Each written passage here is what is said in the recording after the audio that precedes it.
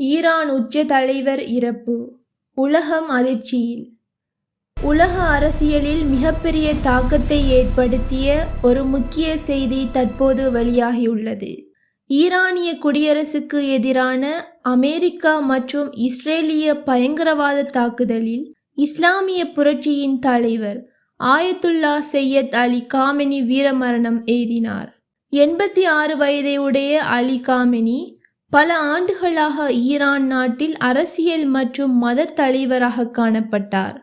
1989ஆம் ஆண்டு முதல் அவர் ஈரான் நாட்டின் சுப்ரீம் லீடராக பதவி வகித்து வந்தார். அவரது வீரமரணம் குறித்த அறிவிப்பு ஞாயிற்றுக்கிழமை அதிகாலை வெளியிடப்பட்டது. சனிக்கிழமை காலை தெஹ்ரானில் உள்ள ஆயத்துல்லா காமெனியின் இல்லம் குறிவைக்கப்பட்டது.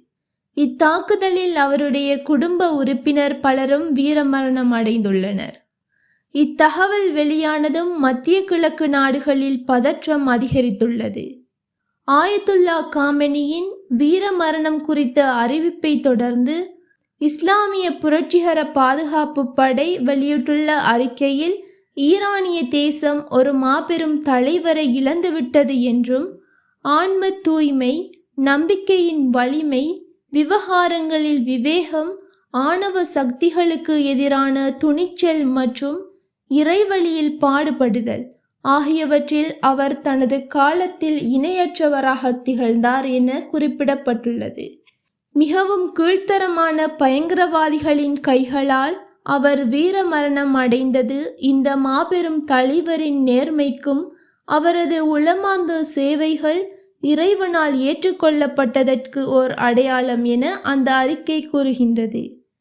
இஸ்லாம் மற்றும் மாபெரும் ஈரானின் பாதையில் வீரமரணம் அடைதல் என்பது வெற்றியின் அடையாளம் மற்றும் இலக்கை நெருங்குவதற்கான ஒரு வழியாகும். இமாம் காமெனி வீரமரணம் அடைந்து இறைவனிடம் மீண்ட போதிலும் அவரது பாதையும் மரபும் முற்றுப்பெறாது. மாறாக அது மிகுந்த வலிமையுடனும் கம்பீரத்துடனும் தொடரும் என்று IRGC தெரிவித்துள்ளது.